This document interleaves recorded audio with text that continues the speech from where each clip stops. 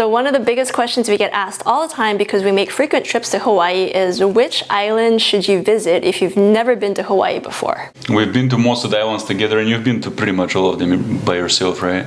I've been to almost all the islands, but I did them when I was really young because I grew up in Hawaii, specifically on Oahu. So I guess I have a slightly different perspective.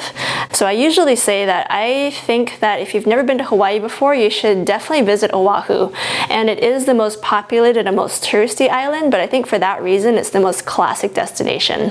It's where you find Honolulu, it's where you find Waikiki Beach, and just for that classic Hawaiian vibe that you've probably seen in advertisements or movies, that's where you should definitely go. Yeah, and Oahu was the first island I did go to when I went by myself, and the reason I went there is because I went alone and I wanted people around me. I didn't want to be in a rural place or a quiet place or a remote place. I wanted where there's hustle and bustle and it feels like a party, which I'm from the Black Sea, which is similar to the Mediterranean, and it's a huge party all summer long at the resorts. So that to me was the idea of a vacation and a resort, right? However, ever since then, we now do it a bit differently for various reasons, but one of the reasons is Oahu is small, so you get through it quickly. So after you've done that a few times, you don't want to keep repeating that, and you want to try out other islands. Oahu only has one main tourist zone, which is Waikiki Beach, and you can obviously explore other parts of it, like the North Shore. You can go out to the Disney Resort that's further out west. You can explore the whole island, but in terms of, just touristy areas and things to do, you do quickly run out of things. And so one of the other islands that we really like going to is called the Big Island. And a lot of times I tell people about the Big Island and they kind of look at me like, what do you mean the Big Island? Which island is that? But it actually, at least in Hawaii, if you grew up there, that's what we call it. But I guess the technical name for it is the island of Hawaii. Yeah, it's actually the island that the archipelago is named after, and that's become actually our favorite island to go to when it comes to our style of travel, which is adventure travel. It's very scenic, it's very rugged. There are wonders of nature you cannot see anywhere else on the planet. So if you're into that, that's the island for you.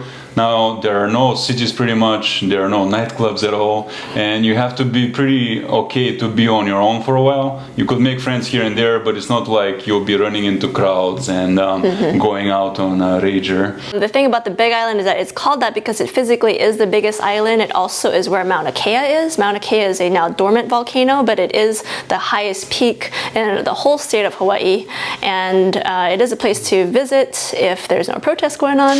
And for that reason, it's really big. It does have an active volcano as well. So if you're looking for lava volcanoes, like that is the island to go to. But that also makes it more rugged, and that's why it's not as developed. And so, two of the main cities that you might go to, or towns, I guess, they're not really cities, but Kona is one and Hilo is the other. They're kind of on two different sides of the island, but those are probably the most populated areas where you find the most things to do. But you really need a car. That's another challenge about the Big Island. The distances are big, so for scale, the Big Island is bigger than all the rest of the islands combined. So if you want more, you'll get more, but you have to travel to get it. You are totally stuck without a car. It is possible to vacation without a car, either in Hilo or Kona, but it would honestly mean that you'll miss out on all the good stuff because they're kind of scattered all throughout the island. You won't be able to see the volcano, you won't be able to see all the great valleys and waterfalls and beaches that are everywhere, and you won't see the countryside, which is mostly what the island is. So you need a good plan there, and you need a good vehicle, and even better if it's a all-wheel drive or basically a Jeep Wrangler, which is what you get out there. And there's not much in the name of public transportation, so you can't take a train, take a bus. I think I've seen a couple of buses, but they're not super reliable. So you definitely, if you're going to the Big Island, take that extra expense and get a car, because you'll just be able to see and do a lot more that way. Right, and that's really how everybody rolls around there. The roads are fantastic. Some of the favorite roads I have in the whole world are there. Many of them. You can do some off-roading, you can do really cool beach or coastal driving, mountain driving, honestly anything you want. And Kona in particular is where we like to spend the most time, and what is so cool about it is that you can begin at the ocean level where it's tropical 90-degree weather, coconut palms, and you can keep climbing up the mountain and you're changing climate zones like every 10 minutes. Yeah, it's really nice for that. So for reference, instance, Kona is the dry side of the island, and Hilo is on the wetter side. So even on an island, you have so many different like climate zones. So depending on what kind of climate you prefer, you can either drive between the two or take your pick of where to stay. And you'll also find a lot of black sand beaches because there's so much volcanic activity there that most of the beaches on the Big Island are actually black sand versus yellow sand. There's also a green sand beach, which does take a bit of a trek and some advanced planning to get to, but that is definitely worth seeing. One of a kind in the world, yeah. And speaking of the beaches, some of the very best beaches in the world are there. And because it's such an exclusive island, it does not get overrun like the good beaches in the world do. Either in Asia or in Europe, you have massive crowds on the beach, which totally ruins the whole experience. In the Big Island, it's possible to be at the most stunning Pacific beach you've ever seen in your life and be by yourself. It's actually incredible. Like, you cannot replicate that feeling anywhere else. Maybe in southern Polynesia somewhere, but Hawaii still has the benefit of being in the USA, and you can travel there easily. And on that note too, like everything around those beaches is pretty developed, and so that again comes back to your taste in tourism. If you prefer something a little bit more rugged, and maybe Southeast Asia or parts of Central America or the Caribbean are better for you, but a lot of things in Hawaii are pretty developed. You're not going to find many places that aren't developed. Yeah, yet the Big Island is still quite predominantly rural, and you get the feeling of what Hawaii used to be before civilization caught up with it. So that you will not get in Oahu. Oahu is like a big city, the whole thing. The Big Island gives you the feeling of, wow, this is really a rugged island in the middle of the ocean. It's pretty gorgeous and amazing. So because of that, and because your family lives in Oahu, our trip that we like to do often is we begin a week in Oahu, we do everything city, we see your family, and then we move on to the Big Island. And I think that it gives you a really good balance of seeing, like classic Hawaii of sorts, with Waikiki Beach and that form of tourism, which is still pretty alive and well in Hawaii, on Oahu, and then going over to the Big Island to again just see like the rugged nature, the beauty of the islands, which is probably why you're coming to Hawaii to begin with, is to see some of that. So if you split your time between those two islands, at the very least, I think that gives you a pretty good picture of the whole culture and state and some of the nature that's available there as well. Right, so those two islands will give you an amazing 2-week trip if you can do that. And besides that, there are two other main islands people go to a lot though, and Maui is one we have been together to. Yeah, so Maui is another really popular island. Some people go to Hawaii and they just go to Maui, and that too can be a possibility for you depending on your style of tourism. Again, Maui is great because it is in between, I'd say, Oahu and the Big Island in terms of development. There's a lot more resorts there. There's a bigger population of people that live there in comparison to the Big Island, but it's not quite as built out as Oahu. So Maui is also a really great island. One thing about it though is that it is pretty expensive. I mean, Oahu is as well, so the Big Island is probably among the cheaper islands, but Maui was just, wow, it was expensive when we went. That's right. So I think the biggest reason Maui is so expensive is that it's actually kind of like the golden middle that has a bit of everything in a decently kind of in between small and large space. It's compact, but it's not very small like Oahu. It doesn't jam like Oahu does.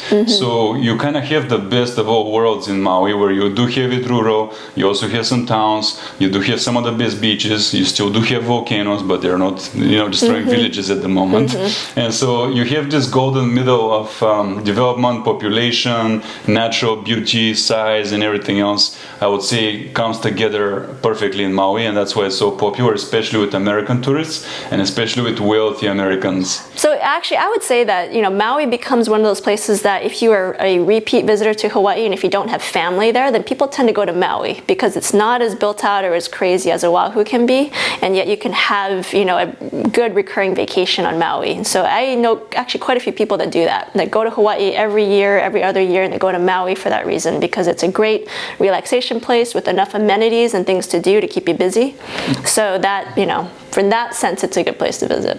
Right, and the other island is Kauai, which I haven't even been to, but I hear it's very green and good for hiking. Yeah, so if you are really into the outdoors and you want a really pure hiking experience and to see nature even more untouched, I'd say, than it is on the Big Island, then that's probably what Kauai is for.